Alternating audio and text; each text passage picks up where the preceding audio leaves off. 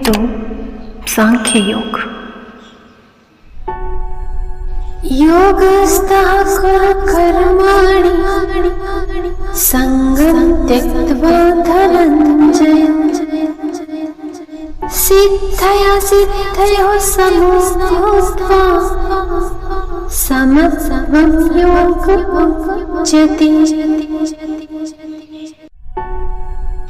अर्थात तुम योग युक्त होकर फल का संग छोड़ दो और फिर मन लगाकर स्वकर्म का आचरण करो, परंतु जो काम तुम अपने हाथ में लो और वह यदि दैव योग से सिद्ध हो जाए तो भी खुशी के मारे फूल मच जाना, अथवा यदि किसी कारण से वह काम पूरा न हो पाए तो तुम दुख से क्षुब्ध मत हो जाना।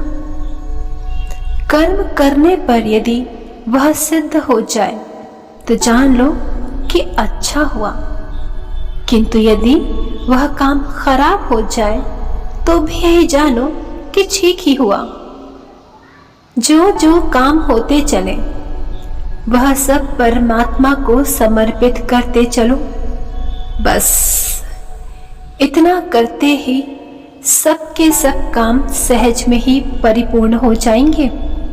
हे अर्जुन, स्वकर्म चाहे संतोष देने वाले हों और चाहे दुख देने वाले हों, किंतु उनका आचरण करते समय चित्त वृत्ति को शांत और सम रखने को ही श्रेष्ठ जन योग स्थिति कहते हैं और उसी की प्रशंसा भी करते हैं। भैया अर्जुन, चित्त को हमेशा सम रखना ही योग का सार है तथा इसी समता में मन और बुद्धि की पूर्ण रूप से एकता निहित है। दूरेण भावरं कर्म बुद्धि योगात् धनञ्जय बुद्धौ शरणं गच्छ कर्मणः फलहेतवः बुद्धियुक्तो जहातीह उभे सुकृत दुष्कृते तस्माद् योगाय युज्यस्व योगः कर्मसु कौशलम्।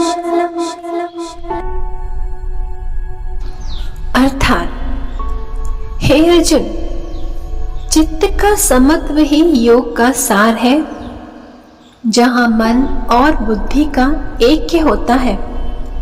जब उस बुद्धि योग के विषय में सोचा जाता है तब यह दृष्टिगोचर होने लगता है कि वह कर्म कांड उससे बहुत ही छोटे दर्जे का है, परंतु वही सकाम कर्म जब किए जाते हैं तब निष्काम कर्म योग की प्राप्ति हो जाती है, क्योंकि ऐसे करते करते सकाम से कृतत्व मद और फलास्वाद छोड़ने के बाद शेष जो कर्म रहता है वही सहज योग की स्थिति है। इसलिए बुद्धि योग ही मजबूत नींव है। उसके ऊपर हे अर्जुन, तुम अपना मन स्थिर कर और फल की आशा का त्याग करो।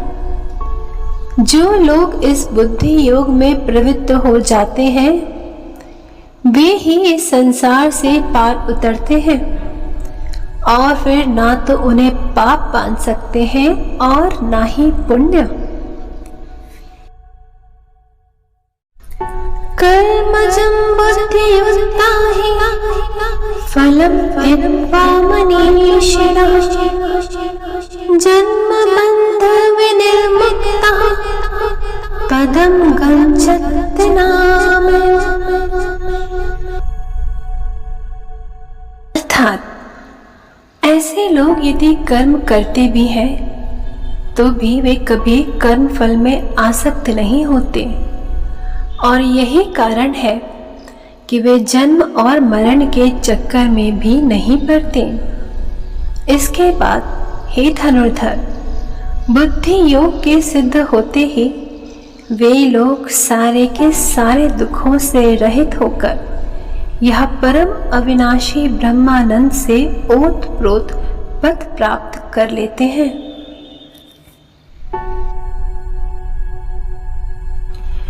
यदाति मोहकलिलं बुद्धिर्व्यतितरिष्यति तदा गन्तासि निर्वेदं श्रोतव्यस्य श्रुतस्य च।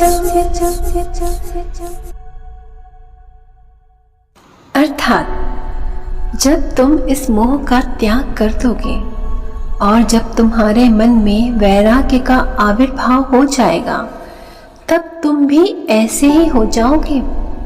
फिर तुम्हें विशुद्ध और गहन आत्मज्ञान प्राप्त हो जाएगा और तुम्हारा मन स्वतः वासनाओं से रहित हो जाएगा। उस अवस्था में ऐसी समस्त कल्पनाएं शांत हो जाएंगी कि हम कुछ और भी जाने अथवा जो कुछ हम जान चुके हैं वह भूल जाएं। श्रुति प्रतिपन्नाति यदा स्थास्यति निश्चलं समाधावचला बुद्धिस्तदा योगमवाप्स्यसि। अर्थात इंद्रियों की संगति से जिस मति में चंचलता होती है, आत्मस्वरूप की प्राप्ति होने पर वह मति फिर स्थिर हो जाती है। इस प्रकार जब तुम्हारी बुद्धि समाधि सुख से निश्चल हो जाएगी तभी तुम्हें सही मायने में संपूर्ण योग की स्थिति प्राप्त होगी। अर्जुन उवाच स्थित प्रज्ञस्य का भाषा समाधिस्थस्य केशव स्थितिः किं प्रभाषेता किमासीत् व्रजेत किम्। तब अर्जुन ने कहा, हे देव, अब मैं आपसे इन्हीं सब के विषय में कुछ पूछना चाहता हूँ। आप कृपया पूर्वक मुझे बताएं। श्री कृष्ण ने कहा, हे किरीटी, तुम्हारे मन में जो प्रश्न उचित जान पड़े वह तुम प्रसन्नता पूर्वक पूछो। श्री कृष्ण की यह बात सुनकर पार्थ ने पूछा, हे श्री कृष्ण, स्थित प्रज्ञ किसे कहते हैं? उसे कैसे पहचानना चाहिए? बस यही बात आप मुझे बता दें। जिसे लोग स्थिर बुद्धि कहते हैं, जो समाधि सुख का निरंतर अनुभव लेता है, उसकी पहचान क्या है?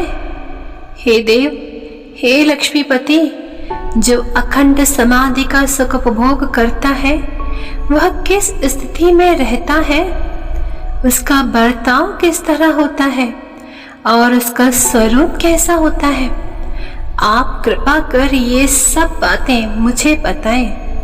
इस पर ब्रह्म के अवतार तथा षट गुणों के अधिष्ठान श्री नारायण ने जो कुछ कहा वह सब ध्यान पूर्वक सुनिए।